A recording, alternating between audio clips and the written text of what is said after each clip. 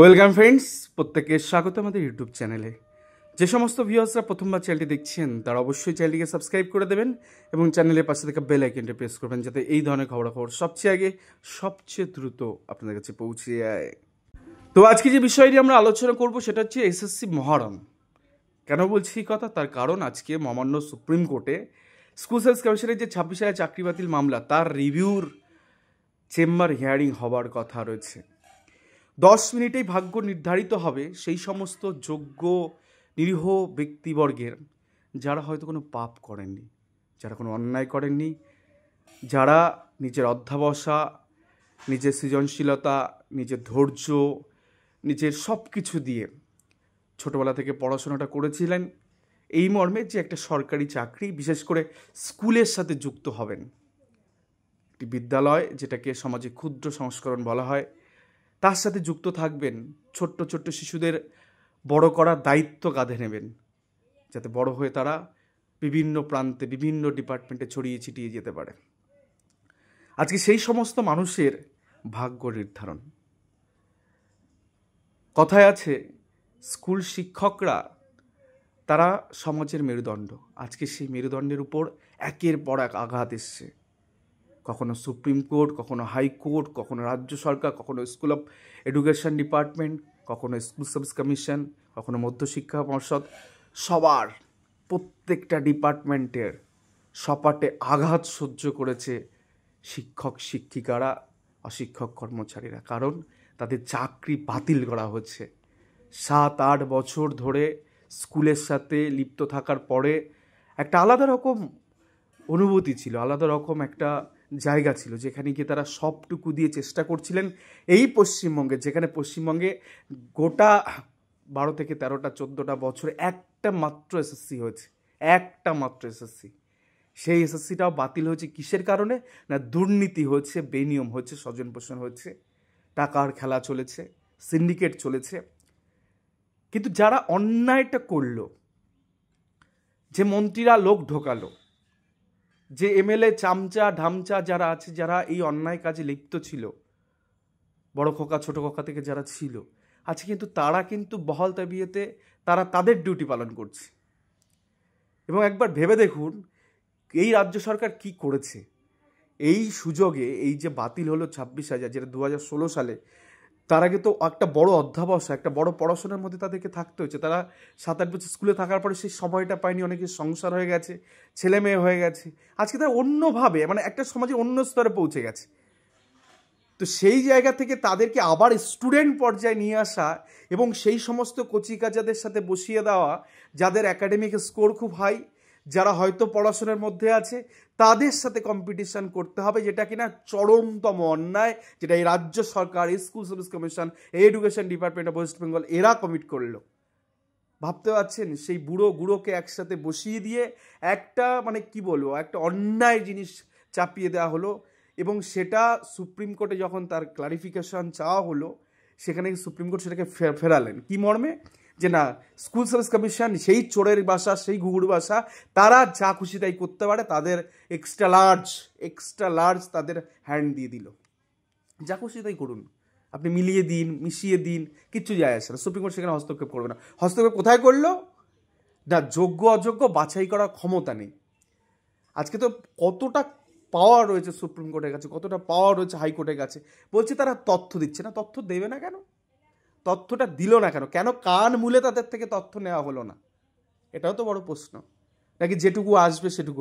ওদের কাছে তথ্য চাওয়া হয়েছে, কোর্ট মনিটর তদন্ত হয়েছে। কোর্ট মনিটর তদন্ত যদি কারো ফেলিওর হয়, কোনো ব্যর্থতা হয়, তাহলে কোর্টের হবে, কারণ কোর্ট মনিটর তদন্ত। এটা কোর্ট নিজে হাতে হস্তক্ষেপ করে তদন্ত করেছে, স্পেশাল ইনভেস্টিগেশন টিম গঠন করে দিয়েছে, সিবিআর অর্থাৎ সিট গঠন করে দিয়েছে।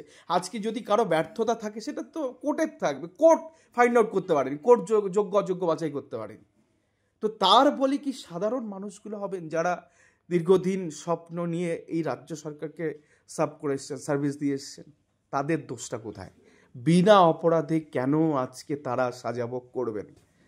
আপনাদের বলতে খারাপ লাগছে, ধরুন 9, 10, 11, 12 তারা হয়তো স্কুলে যাচ্ছে, তারা একটা মিসলেনিয়াস অ্যাপ্লিকেশনের বলে তারা হয়তো 31 স্কুলে যাচ্ছে, মাইনে তুলছেন। আপনি ভেবে দেখুন একবার সিডির অবস্থাটা কি। একই মানে আর্টিকেল 14টা কোথায় থাকলো? আইনের চোখে সবাই তো সমান হবে। যে জায়গা থেকে ওরা বলছে যে কতজন অযোগ্য সেটা আইডেন্টিফাই করা যায়নি, সার্টেন কিছু একটা আলাদা করা গেছে, তারপরেও তো সেই সমস্ত মানুষদের স্কুলে পাঠানো হলো কিসের মর্মে? মানে স্কুলে নাকি শিক্ষার হাল বেহাল হয়ে যাবে। তো ওটা তো আরোই বেশি ডেঞ্জারাস। যদি অযোগ্যদের দ্বারা স্কুলে পড়ানো হয়, সেটা যদি ফাইন্ড আউট না করা যায়, সেগ্রিগেশন না সম্ভব, তাদেরকে দিয়ে আবার স্কুলে পড়ানোর জন্য কেন সুপ্রিম কোর্ট বলছে? আর সিডি যেটা কিনা পড়ানোর জন্য হয়তো লিপ্ত না, কিন্তু তাই সেই কর্মকাণ্ডে লিপ্ত যেখানে কি স্কুলটা আরও স্মুথলি চলে, তাদেরকে অলরেডি 6 মাস 7 মাস আগে তাদেরকে আগে টার্মিনেট করে দেওয়া হলো। তারা না স্কুল যেতে পারছে, তারা না মাইনে পাচ্ছে, আজকে তাদের চাকরিটা চলে গেছে। অনেক বন্ধুবান্ধব আছে, অনেক সতীর্থ আছে যারা, একজন তো মিন্ময় বলে একজন আছে যে হার্ট অ্যাটাক করেছে, তার মুগ্ধ জয় করা তার বক্তব্য যখন ধর্মতলা হচ্ছিল সবাই ভালোবেসেছে, অনেকটা ভিউজ গেছে সেই ভিডিওগুলোতে যেগুলোতে মিন্ময় বক্তব্য রেখেছিল। আজকে সে হসপিটালে আইসিইউতে ভর্তি। কেন হবে? তার দোষটা কোথায়? সে কি অপরাধ করেছে? আজকে ব্রোজেনের মতন ছেলে, কত ট্যালেন্টেড ছেলে, হয়তো চাকরি বাকরি হচ্ছিল না, কোনো ক্রমে ডিতে চাকরি করেছে, আজকে সে বিভিন্ন দোকানে দোকানে জল দিচ্ছে, 20 লিটারের ব্যারেল দিচ্ছে। খালি চোখে এটা মেনে নেওয়া সম্ভব? বিনা দোষে আজকে কোন স্কুল থেকে তাকে নামিয়ে বিভিন্ন দোকানে দোকানে জল দিচ্ছে। অয়ন প্লাম্বারিং কাজ করছে, শর্মিষ্ঠা সেম ওরকম কিছু একটা কাজ করছে, কন্যার দোকানে কাজ করছে।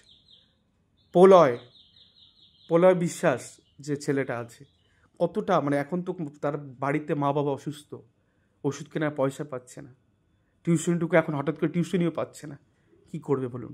এরকম হাজারে হাজারে গল্প রয়েছে যারা হয়তো সংসার চালানোর জন্য ছোট থেকে ছোট কাজ, আমি কোনো কাজকে ছোট করছি না, কিন্তু তাদের এগুলো করার কথা না, তাদেরকে জোরপূর্বক করানো হয়েছে। যে সিন্ডিকেট চলেছে, তাতে করে যারা অপরাধ করলো তারা আজকে বেকসুর খালাসে বিভিন্ন জায়গায় ঘুরে বেড়াচ্ছে, অথচ যারা নিরপরাধ, যাদের কোনো দোষ ছিল না, তাদেরকে আজকে সাজা ভোগ করতে হচ্ছে। কি হাই কম্পিটিশনের মধ্যে একটা সরকারি চাকরি কি এমনি হয়? কতটা অধ্যাবস, কতটা পড়াশোনা করলে এবং সেই মুহূর্তে যদি কপাল সাথ দেয় তবেই কিন্তু চাকরিটা হওয়া সম্ভব। কত ভালো ভালো গোল্ড মেডেলিস্ট এই প্যানেলে রয়েছে, আজকে তাদের ভাগ্য নির্ধারণ সুপ্রিম কোর্টে। ঈশ্বরের কাছে প্রার্থনা করছি কিছু একটা এমন করুন যাতে করে এই যে একটা শিক্ষা ব্যবস্থার মেরুদণ্ডে যে আঘাত করা হচ্ছে না, সেটা আবার সবলে সুষ্ঠুভাবে আবার দাঁড়িয়ে যাক। এরকম হতে পারে না, বিশ্বাস করুন, গোটা পৃথিবীতে এইরকম ইনজাস্টিস নেই যেখানে কি একেবারে দিনের মানে একদিনেই বসিয়ে দেওয়া হলো তাদেরকে ফুটপাতে। এটা হতে পারে না, বিনা অপরাধে এরকমভাবে সাজা ঘোষণা করা যায় না। ন্যায়ালয় তো ন্যায় করবেন, তো জাস্টিস দেবেন, তো যে অপরাধ করলো না তাকে আপনি সাজা দিয়ে দেবেন। আর আবার সেই অথরিটিকে আপনি দায়িত্ব দিচ্ছেন যারা চুরি করলো তাদেরকে দিয়ে আবার বলছে প্রসেস করাতে, এবং সেই সরকারকে দিলেন এবং দেখা গেল নতুন ভ্যাকান্সি কিছু ক্রিয়েট করে সবাইকে একসাথে বসিয়ে দিলেন। হতে পারে। যাই হোক, ঈশ্বরের কাছে প্রার্থনা করবো আজকে কিছু একটা এমন হোক যাতে করে সবার মুখে হাসি ওঠে যোগ্যতে। ধন্যবাদ। এই ছিল গুরুত্বপূর্ণ ভিডিও।